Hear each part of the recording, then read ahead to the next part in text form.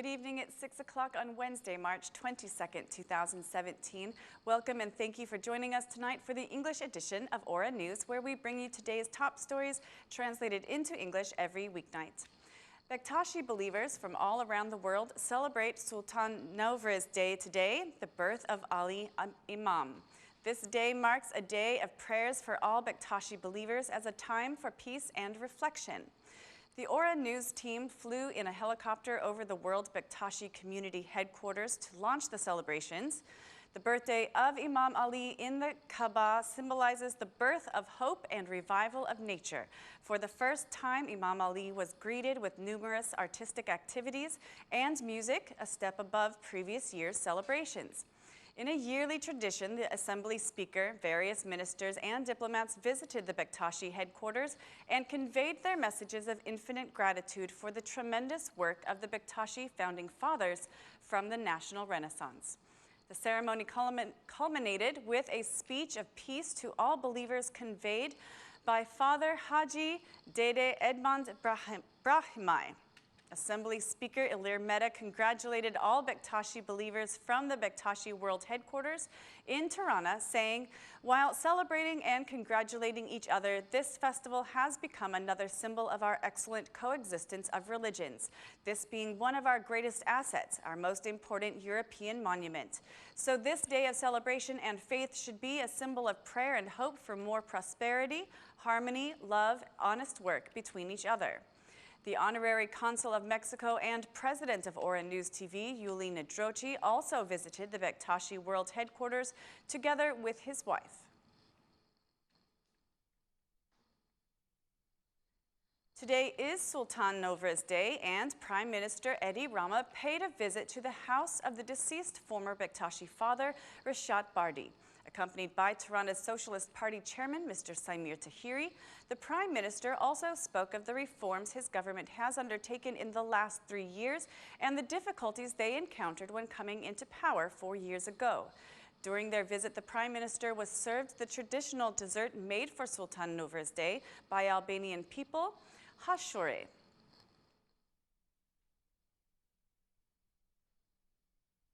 On the 33rd day of the opposition's protest, the chairman of the Democratic Party parliamentary group, Eddie Paloka, gave an interview for Aura News declaring that the opposition is open to dialogue for only one subject, the establishment of a provisional government.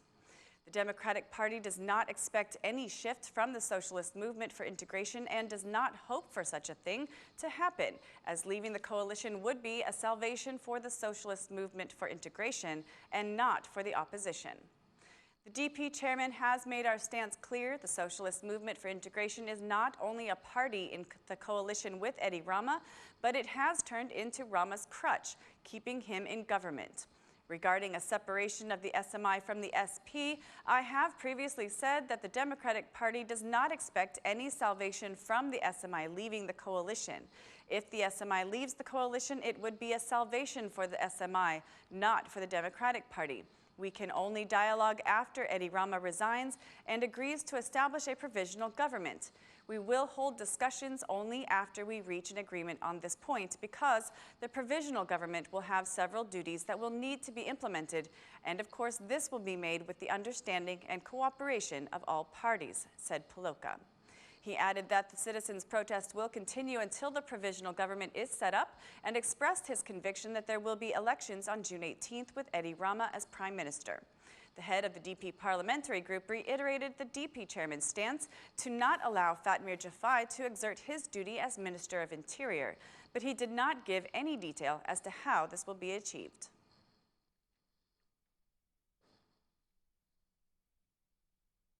The Parliamentary Group for Albanian Issues, who will promote and support dialogue in the U.S. Senate regarding Albania and its essential issues, not only of the Albanian American community, but also for the Albanians in the Balkans, has been reestablished.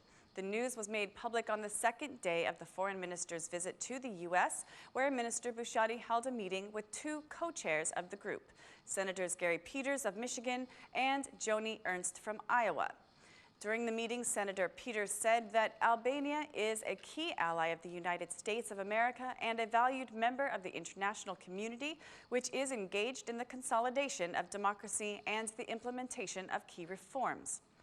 The diplomats also commented on the progress of the rule of law reforms of Albania, as well as the special economic and cultural contribution of the Albanian American community in the state of Michigan.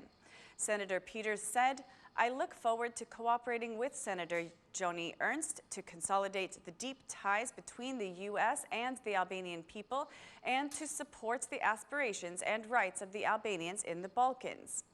Meanwhile, during a meeting with another co-chair and the Republican Senator Joni Ernst, Foreign Minister Bushati stressed the importance of deepening the strategic partnership between Albania and the U.S. within the new legislation in the U.S. Congress.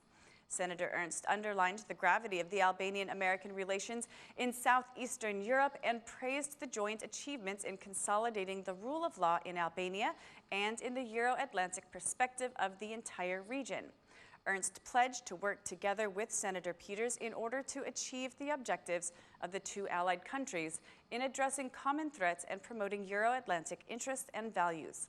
Both Republican and Democrat senators will be members of the support group for Albanian issues in the U.S. Senate.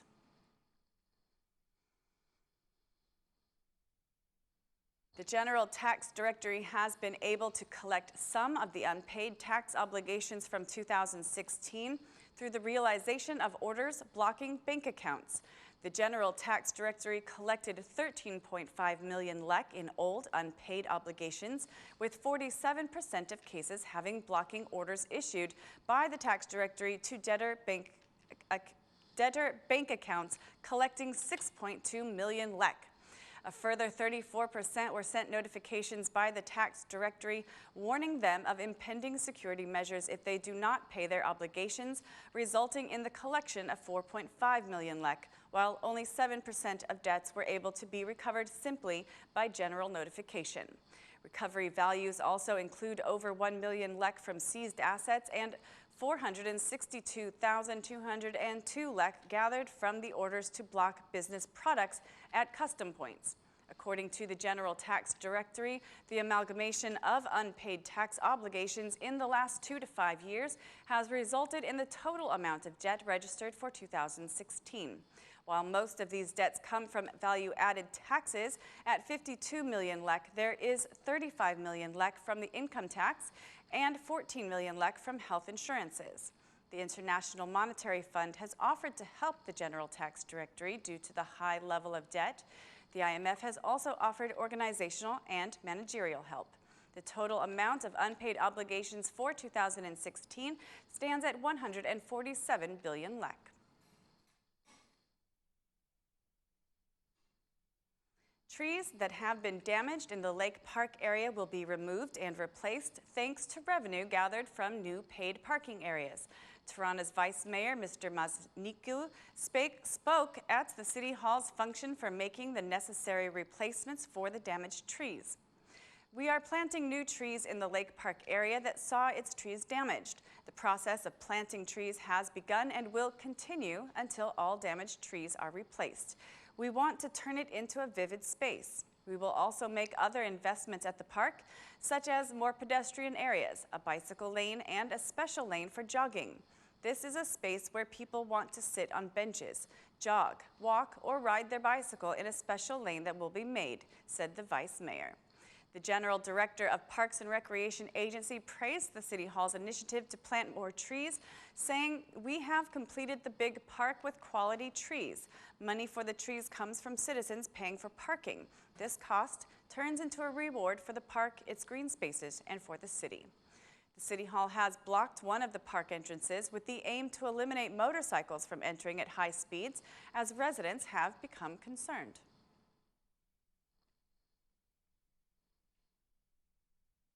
That's all for our English edition this evening. Please join us again Monday through Saturday at 6 p.m. for your local news in English. My name is Mari, and on behalf of Aura News, thank you and good night.